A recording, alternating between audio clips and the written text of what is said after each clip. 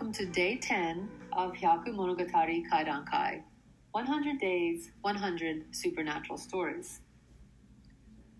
Ueno Park in Tokyo. It's beautiful, spacious, relaxing. It's famous for its cherry blossoms, lake, and zoo. And it's haunted. In the Ueno Park Incident, Anne Hansell tells a story of teens sneaking into the park at night and their ghostly encounter there. Anne Hansell is a third-generation Japanese-American. Her family is related to General Mitsunari Ishida, who lost the Battle of Sekigahara to Tokugawa. She lives with her husband, who she calls a New England gentleman, in Southern California. Today's story is read by Annalise Nakahara Knight. Enjoy! Ueno Park Incident. Ueno Park Incident by Anne Hansell. Years ago, when I was a teenager, my parents took me to Tokyo, my grandpa's homeland. We visited several beautiful parks in the city, but I remember one particular park.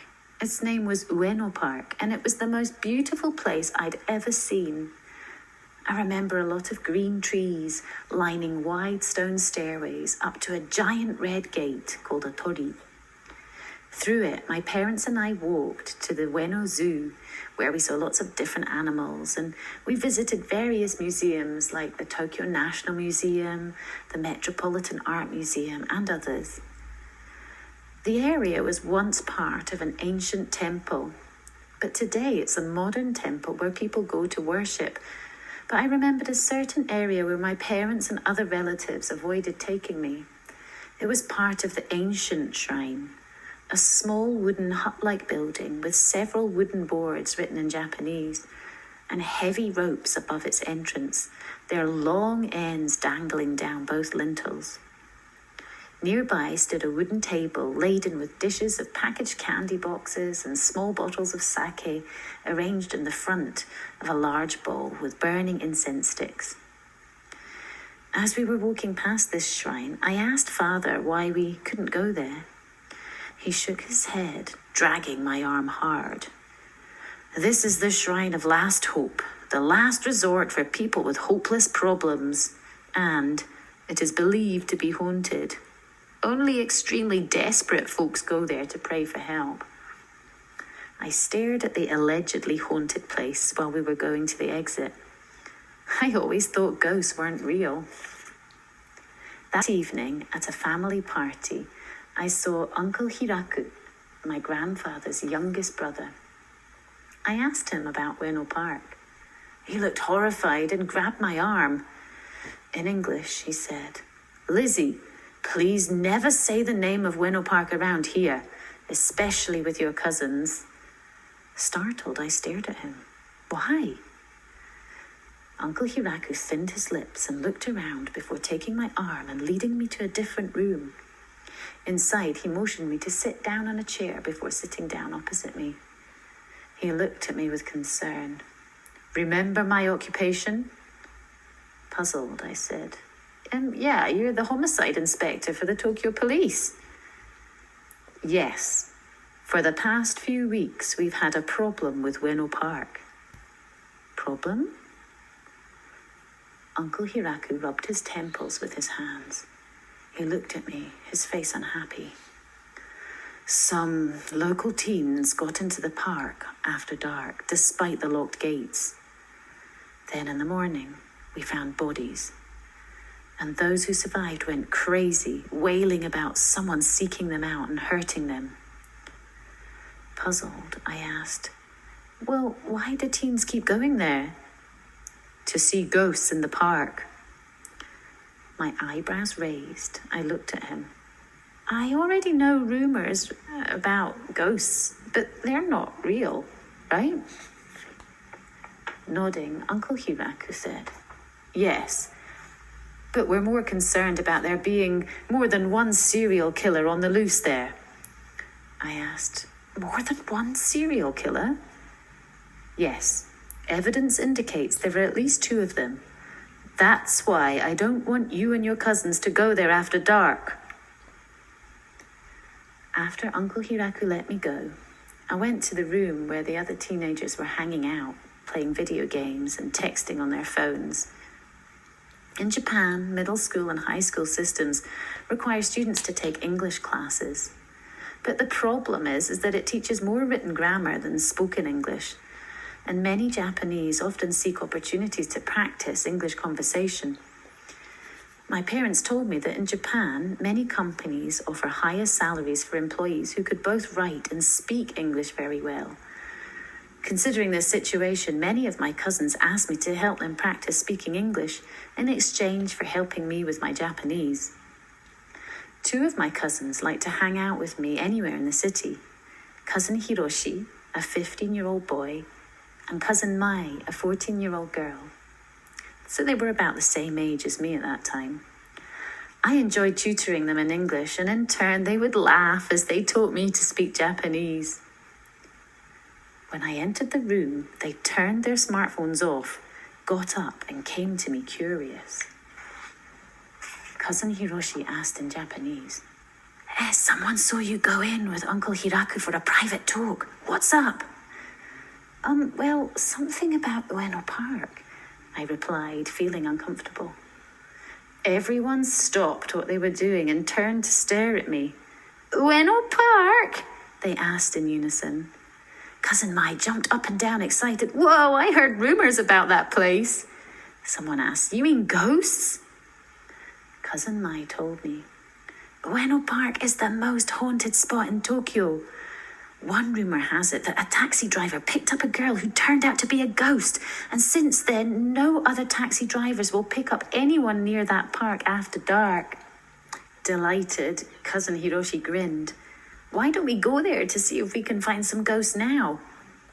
I protested. "But Uncle Hiraku said there are 2 serial killers who like to hurt teenagers, like us." Cousin Hiroshi put his hands on my shoulders. "Don't worry, my sister and I will keep you safe. Remember, we're both black belt judo." I'd forgotten that so many Japanese kids take judo, kendo, and other martial arts.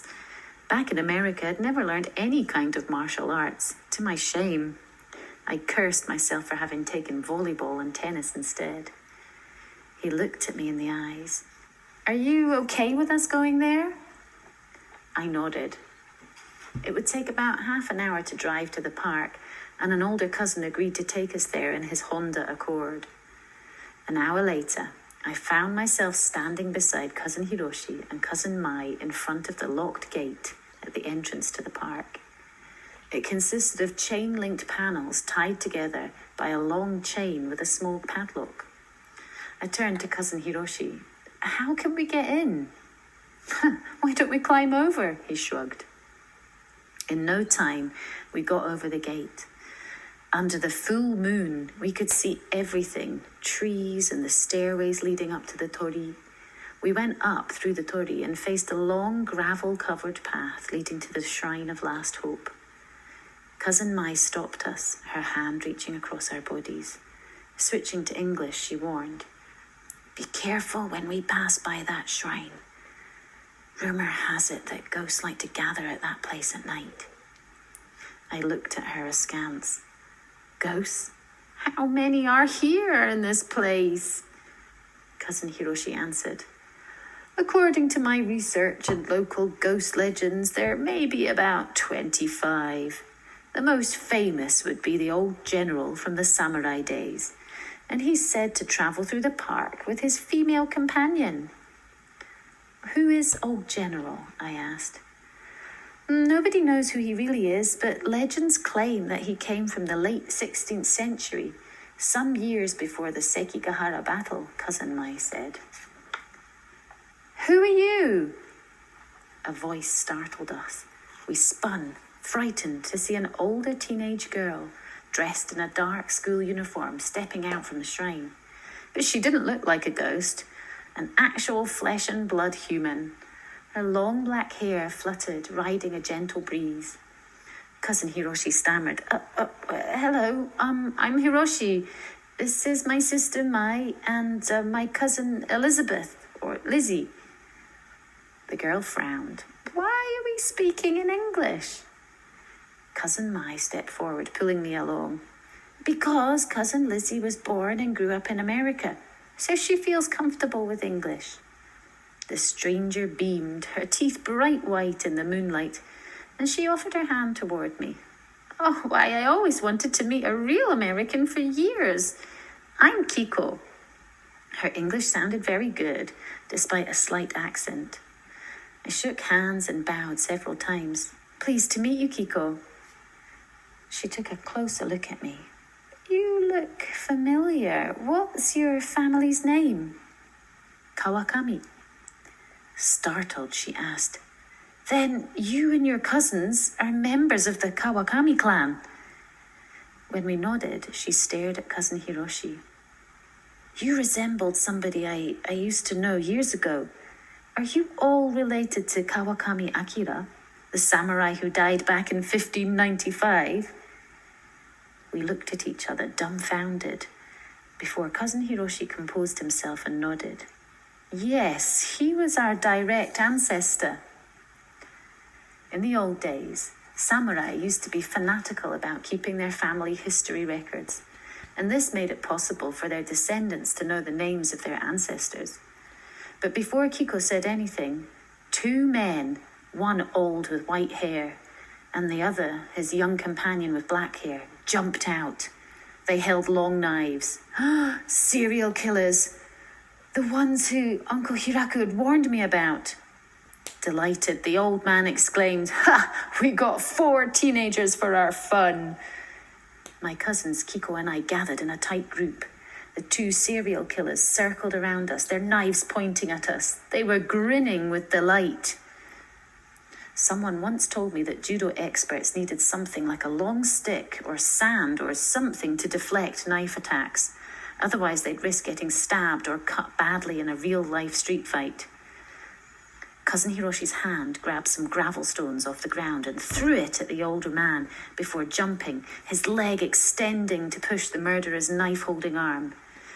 But the murderer's other arm blocked him. Cousin Hiroshi was knocked back but landed on his feet. Of course, I thought, many Japanese people had similar training in some forms of martial arts. The criminals could anticipate any movement.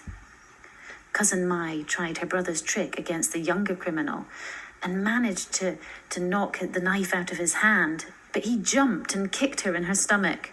She collapsed as her arms clutched her abdomen. I ran to seize the knife, but the guy ran to wrestle my arms. Pain burned in my forearms. While we continued to struggle, I overheard his older companion saying, I like the oldest girl. He rushed at Kiko, swinging his knife. Cousin Hiroshi yelled to warn Kiko in Japanese. But, to our amazement, Kiko laughed out loud like crazy. She jumped towards the knife-wielding man and stood before him. I dare you to cut me. Surprised, the old man blinked but recovered. With delight. He swung his knife at Kiko's left shoulder, but it went down through her body as if going through empty air. Our eyes almost popped out of our heads and our mouths open like fish. The younger criminal even stopped wrestling with me and stared, his face slack. Shocked, the old man pulled his knife back, checked it, and looked at Kiko, who was grinning at him. But the young man got up, pulled me up to his chest as he put his arm around my neck, his knife pointing at my face. Nobody moves or I'll hurt this sweet girl. Kiko put her fists on her waist. I wouldn't do that if I were you. There are 25 ghosts around here. Looking right and left, the old man trembled, dropping his knife to the ground. Then he kneeled and clutched his chest. Heart attack, I thought, at the wrong time and in the wrong place. The moment the young man realized what was happening, he lowered his knife. Something unseen grabbed it, forced his hand to drop the knife to the ground, and yanked the young man away from me. Amazed, we watched invisible hands twisting the man's arms over his back. Something cut 2 pieces off a long, thick rope hanging around the shrine of last hope. They flew through the air and tied themselves around the man's arms and ankles. When done, he was turned around to lie on his back. His face trembled in terror, tears leaking out of his eyes. We all turned to look at Kiko. She smiled, spoke something in Japanese, and beckoned me to come to her. Puzzled, we all moved our eyes to see a glittering cloud that had appeared out of nowhere.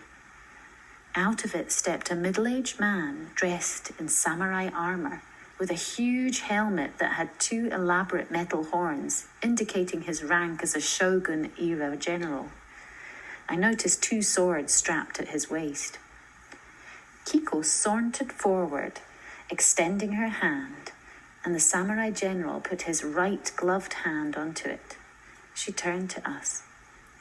"This is General Hayashi from the late 16th century, and he just took the guy down." I stepped forward and bowed. "Thank you very much for saving my life, and pleased to meet you." General Hayashi beamed and bowed back. "You're welcome. Honored to meet you." I was surprised to hear him speak English. I asked him, "How do you know English?" "I've lived here for centuries, and when the area became a park, I spent decades listening to American and English tourists talk. This way I learned their language." When he glanced at Cousin Hiroshi's face, his expression became solemn. "You are a Kawakami, no doubt." Confused, Cousin Hiroshi asked, "What do you mean?" "You resemble my oldest friend, the late daimyo Akira Kawakami, when he was about your age." Something puzzled me. My memory flashed to something out of the Japanese history books I'd read during my spring vacation.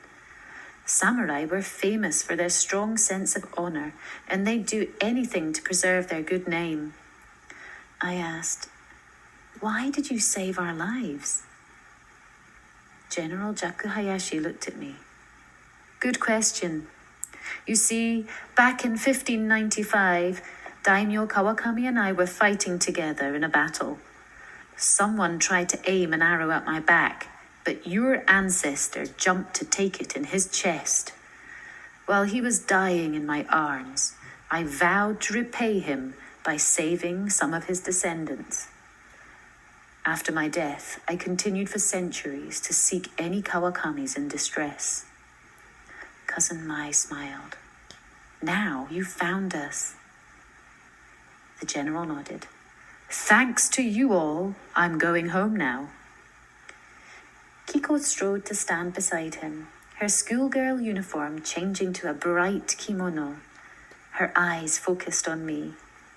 "Lizzie, you resemble the late Daimyo Kawakami's youngest daughter Fumiko when she was your age. That's what drew me to your group the moment you all entered the sacred area near the shrine. Thank you. I'm going with my father." The general asked Cousin Hiroshi, "Are you related to Inspector Hiraku Kawakami?" When we all nodded, he smiled. "Good. My message for him. I, General Hayashi, have carried out my vow to the Kawakami clan, and I'm going home for good. Thank you and farewell." The moment he finished his sentence, a sparkling cloud engulfed the 2 ghosts as they were bowing to us. We all bowed until the cloud dissipated into the night air. Cousin Mai sighed. "What about these 2 murderers?" I asked. "How about calling the emergency number? We used 911 back in America." Cousin Hiroshi took his smartphone out and started dialing. "Here, I'll dial 119. 45 minutes later, we found ourselves standing on the sidewalk outside Ueno Park among police cars and ambulances with flashing lights. Uncle Hiraku just arrived in his own car and got out, anxious. When he saw us, he rushed to hug us all. Cousin Hiroshi spoke. "We saw 2 ghosts, a samurai general and his daughter at the park. He has a message for you." Uncle Hiraku's thick eyebrows moved up. His face looked skeptical. Tell me? When my cousin repeated the general's message, Uncle Hiraku bowed his head before looking up at us. Yes, according to our family legend, General Hayashi has been seeking to help his good friend's descendants in trouble for centuries. I'm glad his soul has gone home. I better take you all home. Your parents are very worried. 2 days later, aboard a plane bound for California, I was sitting and looking out my window. Below me, the endless blue ocean. My summer vacation, I thought, is over. Too bad I couldn't live in Japan. But the most interesting experience I've ever had was my night visit to Ueno Park. Not many Japanese people were so lucky as to meet 2 real samurai from the 16th century. Too bad I couldn't write about them in my back-to-school report. Considering Hansell's family connection to samurai and Japanese generals, I wonder if that's a true story. And I just love how the ghosts learned English from all the tourists visiting Ueno Park. I guess if you have hundreds of years, that makes sense. In tomorrow's story, a traveler is saved from evil by an unlikely encounter. Don't miss it. Thanks for listening, and see you tomorrow.